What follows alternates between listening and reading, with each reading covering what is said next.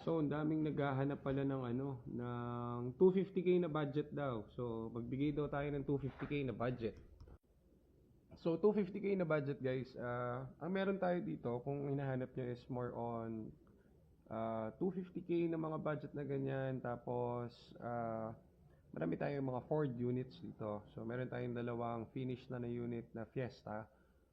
Samahan nyo ko, checkin natin. So, ito yung dalawang model natin. Meron tayong... Anong year to, Jad? Nico, anong year to? So, ito, 14 na Fiesta. Ito, 15. So, dito muna tayo sa maroon. So, pa-check natin dito kay Jad. So, ito, guys, makinis yung paint na ito. Overall, siguro mga 8 to 10 ang hatol natin sa paint job nito. So, check natin yung OBD, Jad.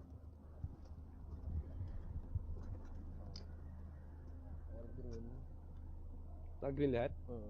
So, inis-scan na natin lahat tong ano natin, units natin. Inis-scan natin, guys. So, ito. Ang tinitignan lagi sa Fiesta is yung ABS kung gawa. Lagi nga nasisira yan, pati yung TCM. So, ito kasi palit na yung transmission, yung shifting natin. So, wala na kayong magiging problem dahil brand new na yan. Tapos, ito yung loob niya, Odo. Ilan Odo nito, Jed? 70 something. So, 70 something yung Odo nito. Yeah, Kapindot. 74. 74. Loob nito overall, siguro mga 8 to 10 din. So, okay naman. Maganda rin. Kumbaga na-detail na ba to? Na-detail na to, no? Na-detail na to. So, yeah, ganda naman. So, top of the line na push start, no? Push start na pala to. Yan. Ayan, push start. Shifting na ito na testing na sa long drive. Overheat nito na check na rin. And everything. So, wala nang gagawin dito, talagang gas and go na lang to. So, unlike dun, syempre dun sa iba, sa labas, kapag bibili ka, hindi mo alam kung ano yung binibili mo kasi hindi naman nila 40 yung Ford. So, either magka-problema ka kapag nakabili ka nito sa labas, syempre. Yung iba kasi kaya binibenta yung ganito nila kasi may nararamdaman na silang sakit. So, yung sa atin, zero errors yan and gawa na lahat nung dapat masira dyan, pinalitan na. So, gawa or sira yung unit na dumarating dito, pinapagawa agad natin yung dapat palitan sa kanya. So, ito naman yung blue natin, 2015, mas mataas yung model. Naka-paint lang yung mags nito. Paint nito makinis din naman, parehas. Kaso lang mas gusto ko kasi yung kulay ng ano, netong, ano ba kulay nito? Parang purple na ano. Ito winning blue kasi. So, binagay ni Sir sa puting mags. Stock mags pa rin yan pero painted lang. Tingnan natin yung loob. Ay, may scan na pala to.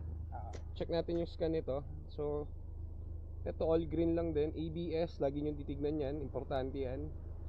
So, TCM. Ito yung pinaka-importante, yung transmission. So, ito kahit isang error, wala. Naka-green lahat siya. Check natin So, no DTC, ibig sabihin walang code na kahit ano. Kasi guys, pag may error ang unit, lalabas na agad dyan and magche-check engine. So, ito, ay, pwede upuan ito, Brad. So, ito, ganun din, 8 to 10 yung loob.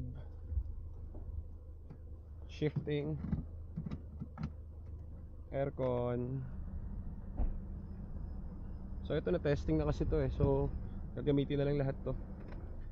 So, ito, tinakbo naman nito is 52. Yung kanina medyo mas mataas yun, 70 something yata yun Pero disregard yung mileage nun kasi palit na yung buong transmission nitong dalawang unit. So, regardless, ano na yan, all goods na yan. So, ngayon, turuan ko kayo para tumingin kung wala kayong OBD. So, pag titingin kayong kotse, wala kayong OBD dala, so patayin nyo muna kahit anong kotse, i-park nyo lang, dalawang click yung susi, makikita nyo yung check engine. So yung iba pinapatay yan, yung ilaw na yan, dinadaya.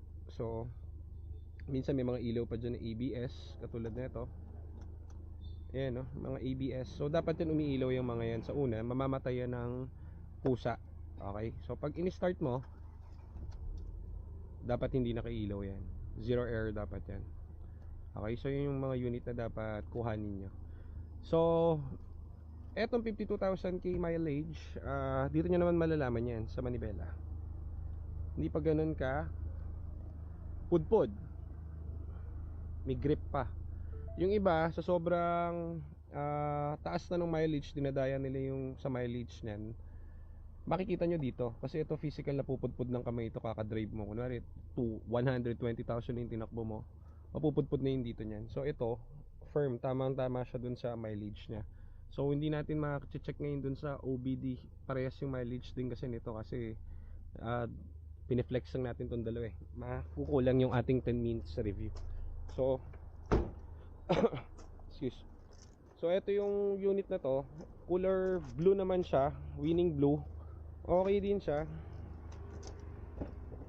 All working, all electronics working to. Tapos may spare yan. Kompleto, may spare tire, lahat, tools and everything. So ito gagamitin mo na lang to. So pinagkaiba, yan nga, check mo. Bakit? Hindi, ito lang.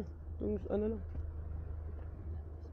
Spare tire and tools, kinokompleto kasi natin yan bago i-release. Pinagkaiba nila, itong dalawa, isa nagpapa-flex ng Fiesta natin. Ito naka-muffler. So, ito stock lang. Stock lang to. Ito.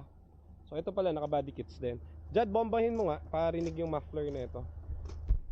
So, kadalasan kapag Fiesta, madalang yung nagpapa-muffler, yung nagpapatambucho. So ito, diretso niya yung pipe para hindi magkaroon ng error yung yung system. So okay yung unang may-ari nito. Sige, parinig mo. Okay. So yun lang, ito medyo maingay kasi naka-muffler nga itong isang to. Pero pogi. So ang price na ito, magkano ang price nyo na ito?